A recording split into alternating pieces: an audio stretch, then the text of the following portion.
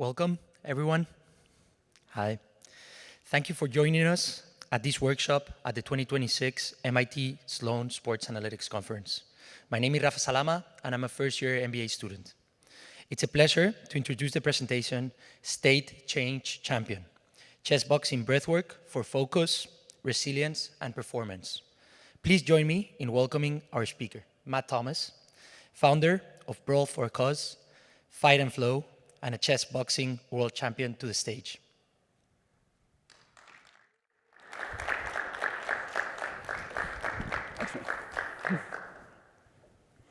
Good morning, guys.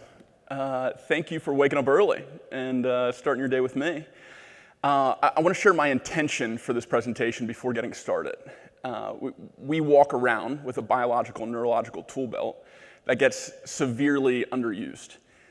So my goal today is for you to walk away with a little bit more knowledge about not only what tools are in your tool belt, but techniques of how to use them to live a better life. And a lot of this is going to come from a very weird, inaccessible kind of world of chess boxing, which I'll talk to you more about. But I want to reinforce that this is applicable whether you work in an office, whether you're an athlete, or at home with loved ones that you want to have better relationships with. So we'll go ahead and get started here. You might recognize this guy. Mike Tyson is an incredible warrior. That's what he's best known for. But a little bit later in his life, he's become this kind of wise sage, this guru. And I could do a whole talk just on Tyson, but I just wanted to start off this presentation with one quote from him, which is, "Everyone has a plan until they get punched in the face." And there's no arena where that's more true than in our arena, chess boxing. We come in with a game plan, certainly on the board. We have openings, we have responses, we've drilled tactics and techniques, we have a strategy against our opponent. And all of that can be thrown out of the window with one punch once we go over to the ring. If you aren't familiar with chess boxing, it is alternating rounds between chess and boxing until checkmate or knockout. And here is a still from the first big punch landed on me in the Chess Boxing World Championship in 2018. I had a great plan against my opponent. I was a stronger chess player. He had about 10 years more boxing experience than I had. And after the first round, which chess boxing always begins with chess, I had a slight advantage. I was controlling the center, I was up a pawn, and even though it wasn't decisive, I wasn't full out winning, I really liked my time and positional advantage. So my goal going into the first boxing round was, okay, I'm gonna stay behind my jab, I'm gonna stay away from my more experienced opponent, I'm gonna try to use up a lot of time in the boxing so that I can maximize my time in the chess where I have an advantage. And this shot was taken about 15 seconds into the first round. So my plan went terribly. This is the first jab I threw. My more experienced opponent was a southpaw, which means he was in an opposite stance to mine. He timed my jab, slipped right outside of it, and threw a southpaw cross that caught me on the chin. So immediately I was dazed, I was staggered, and I had about 2 minutes and 45 seconds to keep it together, to try to get back to the board. Towards the end of the round, I was able to land one big shot. Literally the only shining moment of the round for me was catching him just above his eye, right on his temple. And I kind of saw his eyes go. A few seconds later, the bell rang, and that bell ringing is something that I had trained a lot for. Whenever a bell rings in chess boxing, I train my team and I train myself to treat that like a Pavlovian response. If you're familiar with Pavlov's dog, there's a scientist who trained his dog that every time he heard a bell, the dog's mouth knew it was dinner time. Therefore, there was a biological response of salivation to start to get those enzymes out to break down the food. Even though there wasn't any food in sight, that bell came to be associated with dinner time.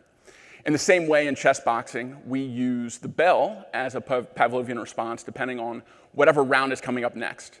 We want to do our best in order to recover from whatever just happened and prime for whatever we're about to do. And in chess boxing, we only have 60 seconds to do that. It's a very short amount of time to do a very difficult thing. We're moving from opposite parts of our brain, which I'll get into the neuroscience of our sport a little later. And we only have so many biological and neurological tools to employ in those 60 seconds when we have logistical things to take care of too, like taking off our gloves, going back to the center of the ring to sit down on the board, pick up the game where we left off. So when I landed the shot, even though it was only one shot landed in the whole round, it was the best time to land a shot because that damage that I inflicted affected my opponent right before coming back to the board, back to the center of the ring. And when I went back to the center of the ring, this was a still from the first move that happened in the third round, the chess round. My opponent picked up a white rook, and he moved it down the board, and he hit the timer. Normally, that would be no issue. It would be my turn. The only problem for my opponent was I was playing with the white pieces. He had picked up the wrong color piece, moved it down the board, hit the timer like nothing was wrong. And I looked him in the eyes. I could tell he was a little damaged, but this was my face. I'm like, what are you doing? It's my piece. The ref noticed it about the same time I did. He stopped the timer, reset the board, and my opponent was given basically the equivalent of a knockdown in boxing. You get 3 warnings in a chess round that function just like 3 knockdowns in a boxing round, and then it's TKO. It's technical, in this case, technical checkmate. So I knew my opponent was damaged. I knew that this was my shot, my one opportunity to go win a world championship for the United States. And so as soon as that happened, I started to shift gears. Instead of playing this slow, methodical chip away, get up material, get up position, I just started throwing all kinds of risky attacks at my opponent. I was putting faith that my transition and my mental state was better than my opponent, so if there were risks and mistakes, I was going to see them better and faster than him.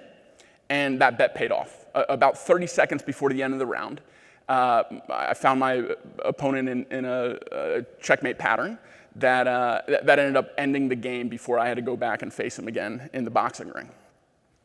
So in 2018, no one from the United States had ever competed in the World Championship yet. I had grown up doing martial arts and chess and felt like I was born for this sport. And so when I had the opportunity to fly over to India and compete, I leapt at the opportunity, even if I was fighting the best in the world and I was very unlikely to win. I had no expectation that I was going to come out on top. But my main takeaway from this experience of my first ever chess boxing tournament, being the world championship and coming away with it with a win, I didn't attribute it to being a better boxer, and I didn't attribute it to being a better chess player. I put all my stock in this concept of in-between rounds. How do we transition and use more of our potential strength, more of our potential elo on the board, more of our potential athletic ability in the ring in order to get an advantage over our opponent? And even if that advantage can only be 10 to 15 seconds of a head start, getting that transition from an elevated state to a downregulated state or vice versa, that can mean the difference between blundering and falling apart or seeing the opportunity and seizing it and winning. Now, anyone recognize this guy? Yeah, we got some Huberman Lab fans. Okay. So Dr. Huberman has one of the biggest podcasts for science and performance. He's head of neuroscience at Stanford. He's tenured. And he gives incredible free information and resources on his podcast that I love and I eat up. And it completely elated me when about 3 years ago, he had an episode on cognitive flexibility and task switching. And one of the examples that he gave was chess boxing. And I'll play a clip from that in just a second. But in the spirit of Dr. Huberman, I want to conduct a little experiment with you guys in here. And I see a lot of coffee cups around. I know it's early. Yesterday was probably a big day. A lot of speakers, a lot of networking, all that kind of good stuff. This is the first opportunity to show you the power of just a few seconds or a few minutes of breath and what kind of effect it can have on your system. So if everyone could, go ahead and sit up nice and tall in your seat.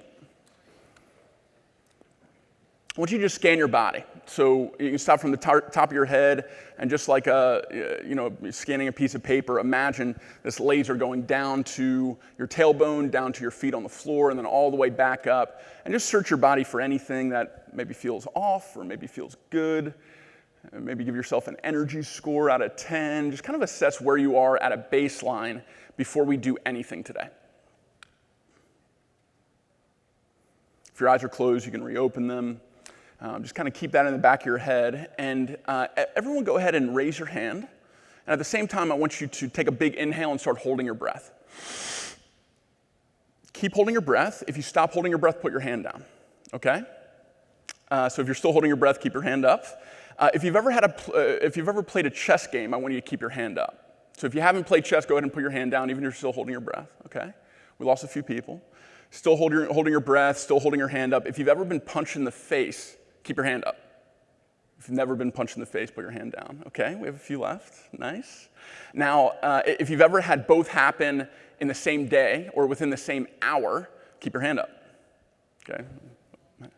My team are the only people with their hands still up, I think. Oh, we got one in the back. Okay.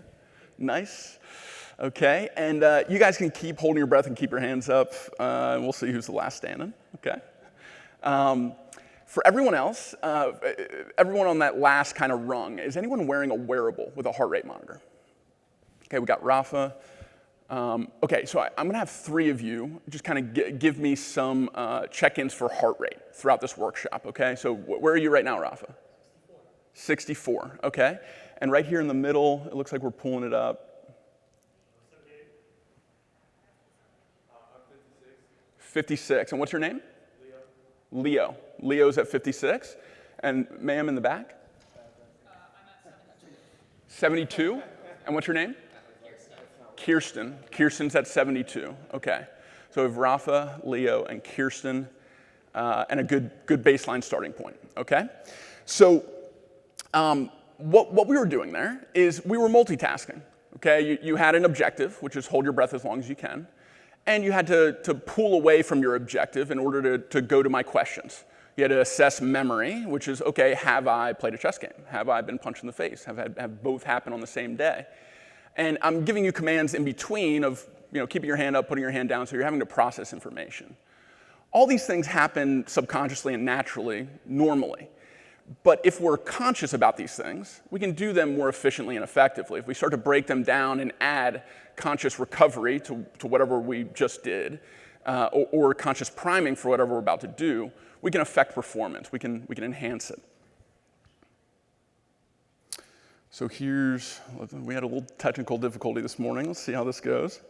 Now, there are these outrageous examples that you can find on the internet. And by the way, I don't suggest that anyone go engage in these examples in real life of kind of extreme task switching. One of the most notable ones would be chessboxing. Believe it or not, this exists, where two people will enter a ring and they will sit down at a table and they will play chess for a given period of time. So they're entirely focused on playing chess. Then a buzzer will go off, the chess table will be cleared, the chairs will be cleared, and they will be expected to box, literally fight, for a round of, say, 1 minute to 3 minutes, and then go back to chess, then to boxing, so-called chess boxing.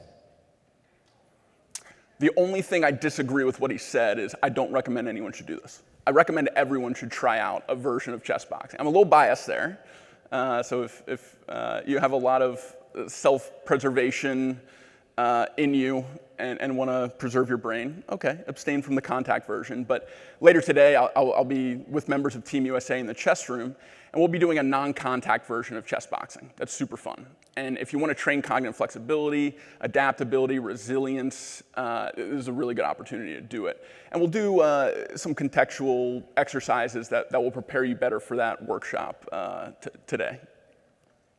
So what is cognitive flexibility? Think of it like adaptability, just in your brain. So how much can you handle multitasking or task switching? How much can you switch between left and right brain or back and front brain in order to do tasks that aren't necessarily symbiotic, but that you may be forced to do back to back? So one really interesting thing that you'll hear Dr. Huberman talk about in just a second is no matter how small of a break or a transition between activities, it has a drastic effect on performance.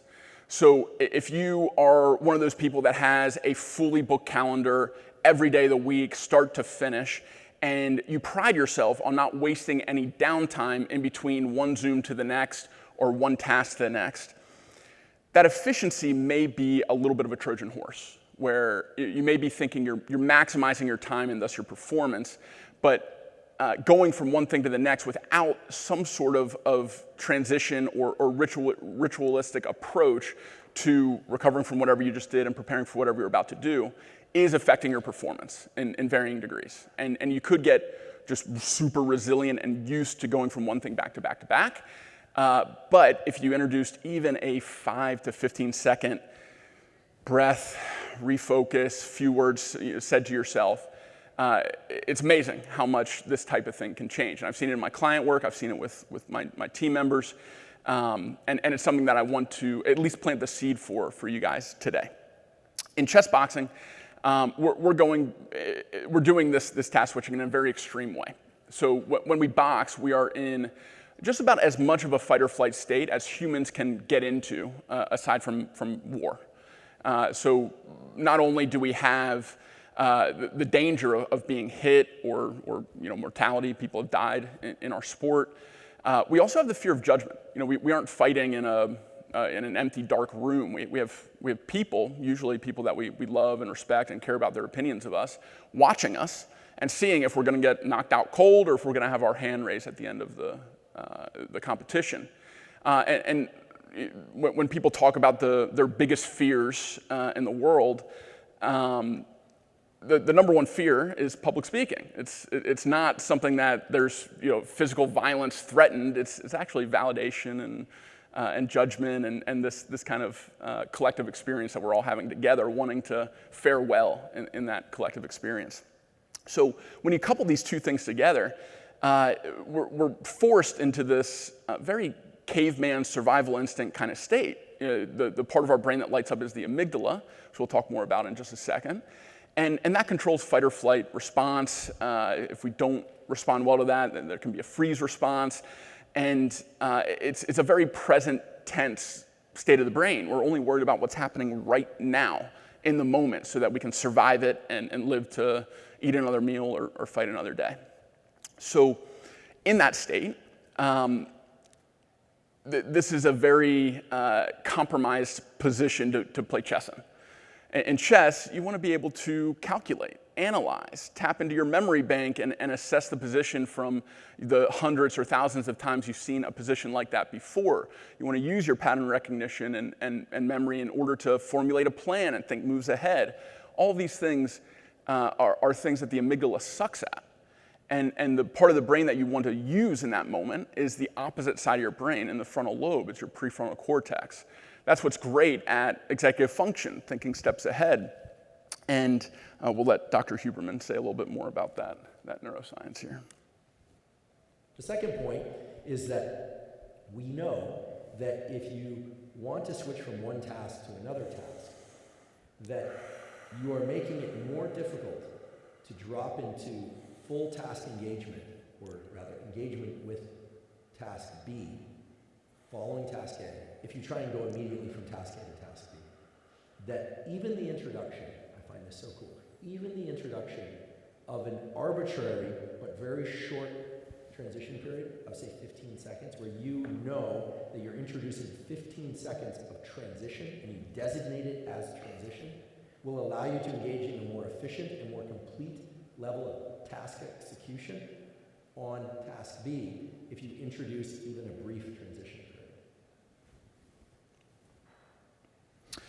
So that brief transition is enough to at least start the process of kind of sunsetting the amygdala and starting to prime and rev up the prefrontal cortex. And we're talking about just the transition from boxing to chess right now, because it's kind of the most on the nose. But the same transition exists from chess to boxing.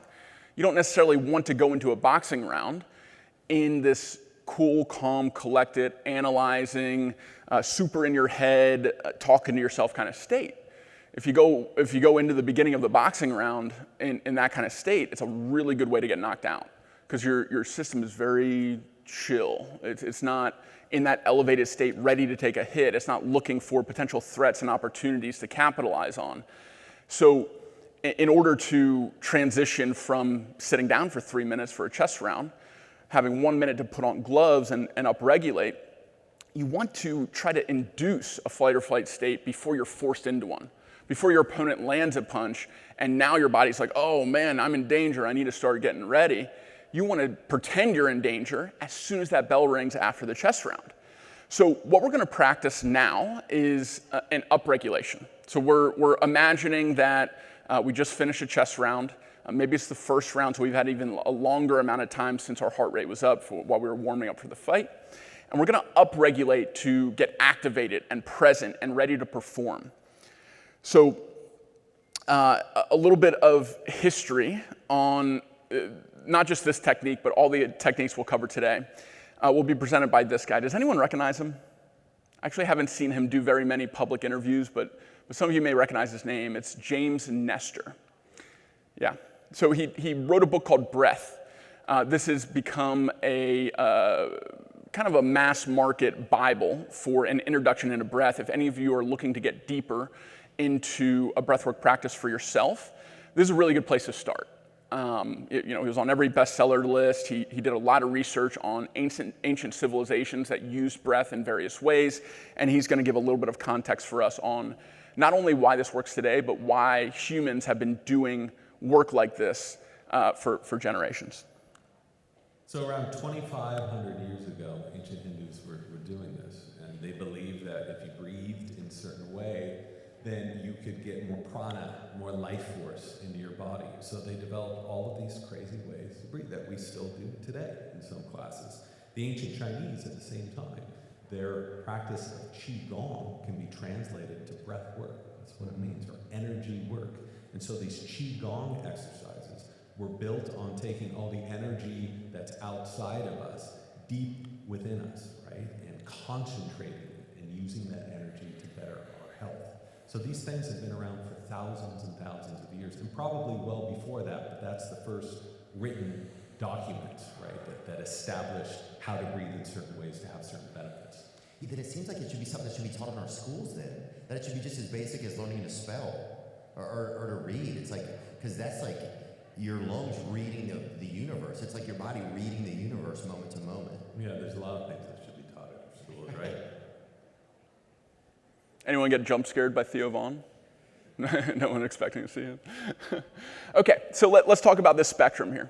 We're talking about all of life happens in a spectrum. When we talk about a spectrum of breath, we have very downregulation oriented cooling kind of breaths. These in general will be slow pattern breaths.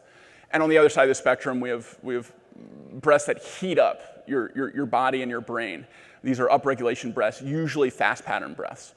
And in the middle is generally for our day-to-day where we want to be. This neutral regulation where we're very adaptable and able to upregulate if we need to, downregulate if we need to, but we're kind of keeping this nice balance, this kind of middle state. I'm going to check back in with my heart rate volunteers. So Rafa, you can go first. 44, super low. Okay, and remind me, you were 61?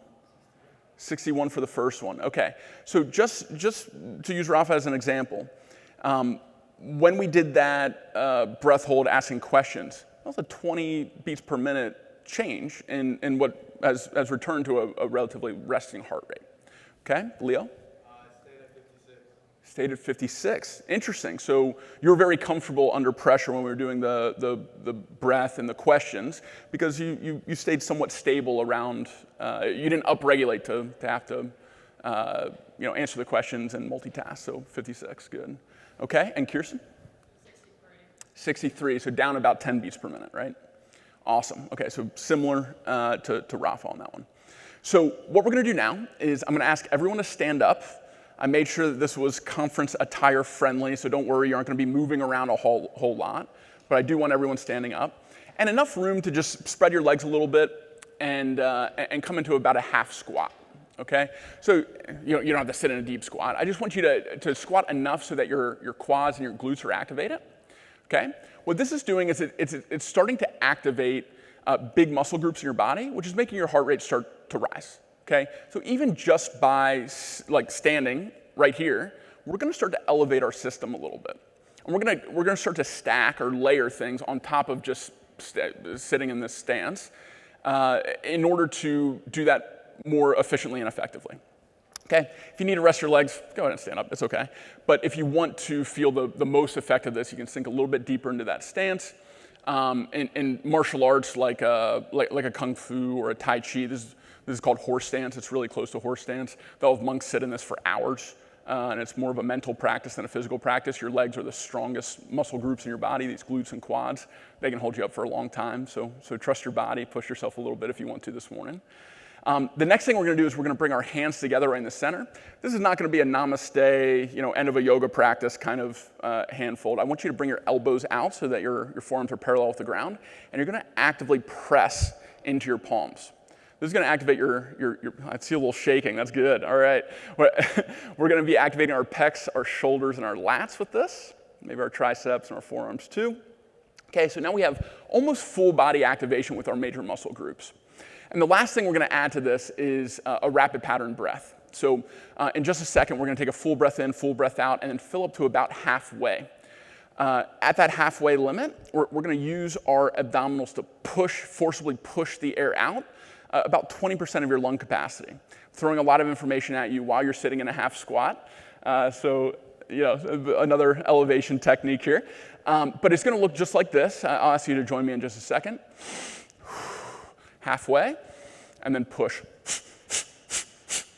Okay? It's gonna look just like that. We're gonna do 3 rounds of 5 for this. Okay? Then we're gonna check in with our heart rate people. So go ahead and press. Sink a little bit deeper in, full breath in. Full breath out, half breath in, 5 breaths. Full breath in, full breath out, half breath in, 5 breaths. Full breath in, full breath out, half breath in, 5 breaths. And relax. Stand up, you can shake out your hands, shake out your feet. Rafa? 102. Leo? 111. Kirsten? 86, okay. You need to squat a little deeper next time. Oh, I'm just kidding. Okay, so once we started that actual practice of the breath, it took less than a minute, right? So if you're feeling like, oh, I could really use another afternoon cup of coffee, or I'm really not looking forward to this, heads down spreadsheet work I need to do. Stand up from your chair, sit in a half squat, press, activate the major muscle groups, do a few breaths. It's better than a shot of coffee or espresso. It's something that you always have access to, and it doesn't put more supplements or caffeine. Now, nothing against coffee. I have one right there. I've been drinking it all morning. But this is something that can be stacked on top of coffee in order to amplify the effect, and something that you always have access to if there isn't a Starbucks nearby or you don't want to go to the water cooler. Okay, so this upregulation, you guys can take a seat for now. Thanks. We'll get you standing up again in a second. So upregulation, when you think about these kind of high performance moments, I put Chama in here, if anyone knows who this is. He has an iconic walkout into the UFC. He does this slow kind of step and trudge, and then he pulls back a bow. He's from Brazil. He has Amazonian kind of ancestors. He pulls back this bow, flexes every muscle in his body, and screams. And in part it's intimidating for his opponent. It gets the crowd hyped up. But part of what's happening there is he only ever does this when he walks out to fight. He doesn't do this when he wakes up in the morning. He doesn't do this before he goes on a date. He does this where it's tied to, when I do this walkout, it's time to go knock someone out. And we can do the same types of Pavlovian priming protocols before we do any activity that we repeatedly do where performance is important. So what I mean by that is let's say you're a salesperson. You probably have a lot of sales calls on your calendar every day. You probably don't show up the same way to every single one of those sales calls. Your energy fluctuates throughout the day. Maybe right after you eat, you feel a little more lethargic. Maybe in the morning or after coffee or after you do your breathwork routine, you feel invigorated and ready to perform and go hunt and kill like, the salespeople do. If you can get a more consistent, every time I take a sales call, here's what I do, wouldn't that improve performance, consistency, ritual, and then sale? And this can apply to any job. Sales is an easy one, but we're going to get into some other ones right after this next version of what we just did. So anyone recognize this guy? Okay, nice. So this is Wim Hof. He's kind of like a cult leader. His cult is cold water and long breath holds. And his method is a version of a yogic breath called Kapalabhati. We did a version of it with just 5 repetitions just now. The reason why I start with that one is it's very beginner friendly. If you want to start to build a breathwork practice, starting with 3 rounds of 5 is very safe. Once you get into more repetitions and more sets for longer periods of time, this is something that you need to work your way into, because what you're doing is you're overloading your body with a lot of oxygen intake, a lot of activation that if you aren't used to that level of activation, sometimes you get a little dizzy. You can feel body tingles and rushes to your extremities. Blood flow can be affected, so sometimes people pass out. None of these things are going to happen today. And I do want to say, before we do this next practice, we will be seated for this one. If anyone has a heart condition or a neurological condition, just don't participate. You can just watch everyone else hyperventilating like crazy people, okay? So I want you to go and take a tall, comfortable seat. Make sure your back is up against the back of your chair. We're going to do the same inhale, exhale to halfway. This time, instead of 5 breaths, we're going to speed it up a little bit, and we're going to do 36 breaths, okay? Once we finish those 36 breaths, we're going to do the same kind of transition, big breath in, big breath out, half breath in, and we're going to do 36 2 more times, okay? So this is the exact practice that Team USA Chessboxing, whose members of it are here today, that we do after a chess round before a boxing round. This can be done in less than a minute, and it's something that shocks your system a lot, that we try to tie to only doing this specific sequence, 3 rounds of 36, right before we spar in training and right before we fight. And preserving this ritual for that specific moment is the secret sauce. If you started using this for other things, it would kind of dilute and take away the value of this breath being used specifically for boxing. That makes sense? Nodding, great. Okay, so we're in that tall, comfortable seat. I want you to just put your hands on your stomach so you can feel both abdominal expansion and contraction, okay? So when you take that big breath especially, I want you to feel it expanding in every direction. When it comes back down, those fingers should come back together right over the navel, and then feeling your abs compress when you do those forced exhales, okay? If you want to take any breaks, if you don't want to do the whole set, totally fine. You know your body better than anyone else. Don't feel pressure to participate on this one. Starting heart rates, real quick. 47. Back to 47. 62. 64. So down than you're starting, further down than you're starting. Nice. Okay, so let's go ahead and begin. Full breath out to start. So we always start breath work with empty lungs, kind of a baseline. Take a full breath in, full breath out, half breath in, and begin.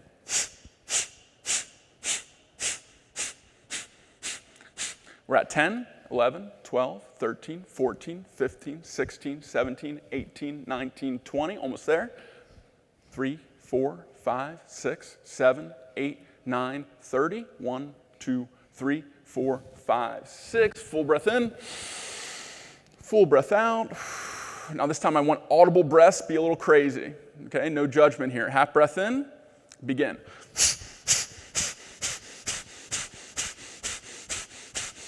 We're at 10. Good. Almost there. Over halfway. We're at 20. 30, last 6, 5, 4, 3, 2, 1. Time, big breath in, big breath out, half breath in. Final set, go all out here.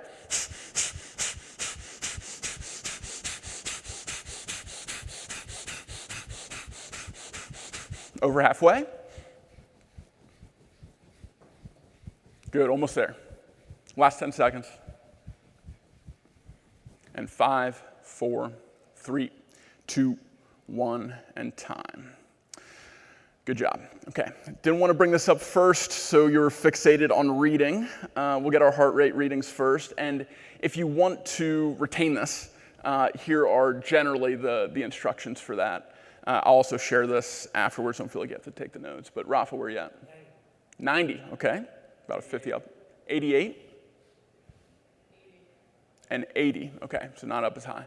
Okay, so something interesting here is all of us have different starting points. So I can give kind of like general rules and general approaches to this, but this is a very personalized practice. Some people are naturally more downregulated. Some people are naturally more upregulated. Some people are wired anxious. Some people are wired depressive. All these things are factors in terms of where you start and where you end up, which is why building self-awareness through informed repetition is the baseline of any kind of state change management practice. We want to know where you're starting so we can start to accurately measure where you're going. Once we're elevated, let's say we just finished a boxing round, we're going to a chess round. Downregulation is the next technique. And this one is arguably more applicable to our everyday life today.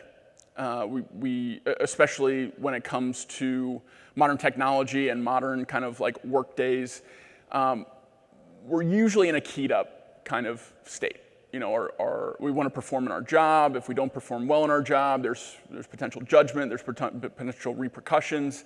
We're constantly bombarded by notifications, and we're pulled into news cycles or social media content that is designed to make us feel emotional reactions and to have neurochemical release, usually dopamine, serotonin. These things are very addictive. They get us very spun up and worked up, and a lot of us walk around in an anxious state. So developing a downregulation practice or protocol, when you notice, oh, my heart rate's a little higher than I would expect it to be right now, or I'm feeling tense, maybe I'm holding my shoulders up, maybe my jaw's clenched, maybe my tongue is glued to the roof of my mouth.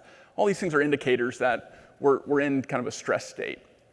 So in order to downregulate, we want to do the opposite of what we just did with upregulation. Instead of contracting all those major muscle groups, we want to relax them. Instead of doing very fast pattern breath with abdominal compressions that engage all of our organs and move them around to kind of trick ourselves into a fight or flight state, we want to do the opposite. We want to stay very stable, relaxed, especially in our stomach, so that all these things can kind of settle into a peaceful state. And if we're equating this to like a car, you know, the gas pedal is upregulation. This is more of like pumping the brake, coming to more of a coast.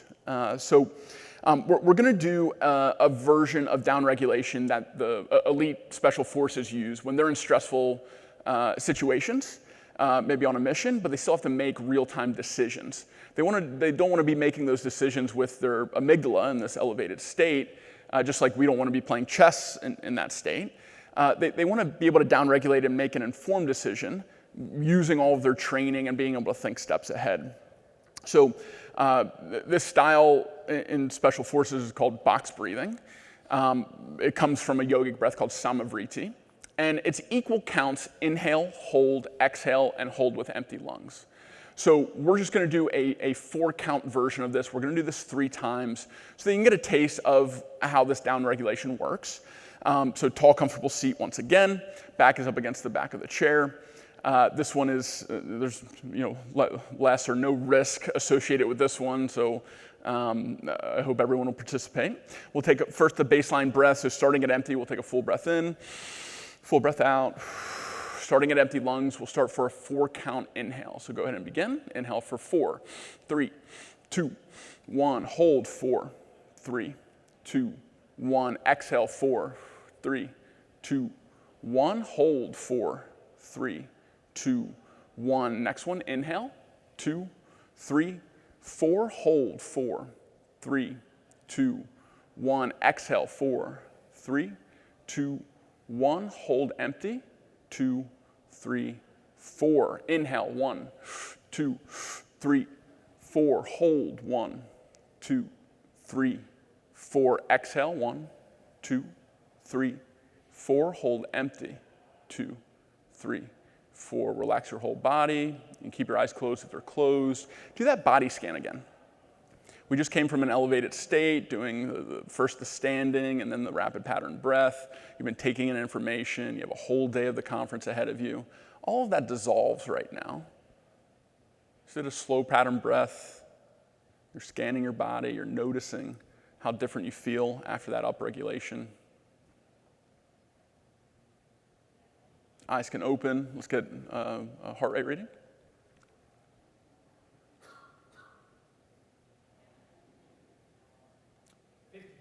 50. Okay, back down near resting. 51, nice. 55, look at that. Less than a minute, only 3 rounds of box breathing. How much does that heart rate drop? So you just had a meeting with your boss and you got feedback you didn't like. Or you're in a deep work flow state and a loved one calls with bad news. And you have to shift gears and be empathetic and listen and try to help solve a problem.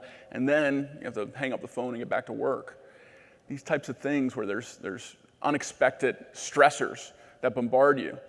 You always have a tool in your back pocket to be able to just, okay, let me get back down to that baseline. Let me downregulate myself, assess the situation, get ready for whatever comes next. And maybe you doing your work in a downregulated state isn't a good thing, but you can get back to that downregulated state to assess that and then decide, okay, I want to be a little bit more upregulated before I start this next task. Then you have another tool in your other back pocket to be able to do that. You see how these things start to work together. Again, I'm going to be sharing the presentation with all of y'all. There'll be something you can scan at the end if you want some of these actual instructions. Also, a lot of this you can find online too if that's a better format. Now we're going to talk about neutral regulation. This is going to seem a lot more like downregulation than upregulation. Upregulation can be a little intense. Downregulation feels really good. This is designed to feel really good too. One key thing here is we're removing any kind of breath holds. Breath holds, especially as you're starting breath work, can be a stressor. And what we're going to employ here is something called circle breathing, which means that there's no gap between the inhale and the exhale. So there's no hold, but there's also no pause. You want to go straight from an inhale to an exhale. But we're going to extend those kind of reps. This is when you get that spontaneous cognition, balanced kind of heart rate, optimal flow state for performance. And this is something that's really good for any kind of interpersonal, relationship-based communication or activities. So if you want to be really present with your loved ones, if you want to be very empathetic and focus on listening to what they have to say, if you don't want your mind going off in a bunch of other directions, worried about what's coming next or what they think of you or whatever, this is a good tool for that. So this is called either coherent or resonant breathing. I'll pull up the instructions for this one. We're going to do a 5-second in and out for this one. We're just going to do this for about 15 seconds because we're getting a little low on time. And I want you to just keep doing this through the rest of the presentation. Okay, so we have about 3 minutes left in the presentation. I just want you to keep doing it through the rest of the time and try to do it through the rest of the day. This is a really good kind of like in the background. If you don't have anything else to focus on, you can focus on this breath. So you can start with me right off the bat here. It's going to be inhales and exhales, circular for, we'll do 3 reps, about 15 seconds, or about 30 seconds. Okay, so start with empty lungs. 5-second inhale. 4, 3, 2, 1. Right in the exhale. 4, 3, 2, 1. In. 4, 3, 2, 1. Out. 4, 3, 2, 1. In. 4, 3, 2, 1. Out. 4, 3, 2, 1. And just keep that going. Keep it going in the background while you're still listening. Now, I'm going to get into 2 quick case studies. I can't go as deep on this as I'd like to, just due to time. But one of the types of clients that I have are referees. If you think about a referee's life, it's very similar to a chess boxer's life. They're in a very elevated state, running up and down the court if it's NBA, or running up and down the field if it's NFL. They have an arena full of people that are about to boom if they make a bad call, or if it's a good call and it's just one that they don't like. They have literal giants, modern-day gladiators in their face that are mad at them, that could smash them if they wanted to. All these things put you into a fear state, and you still have to make good judgment calls in that fear state, just like chess players have to make the right candidate move on the chessboard. So this is an opportunity for state change management. You can start to code in when there's a moment that you can layer on top of, maybe like a challenge flag. Now referees can use that challenge flag opportunity and the time it takes to go over to the screen and assess it to layer in some breath work, some inner voice affirmation. I'm a good referee, I've been trained well, I make good decisions, and start to visualize success. And kind of trick your brain into feeling safe enough to make a call from a powerful position rather than a fearful position.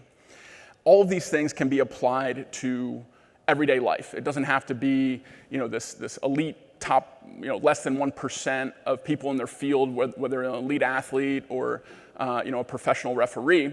It can be people in everyday life like we've been talking about. It can be in the office, it can be in the classroom, wherever you tend to find yourself and still need to perform.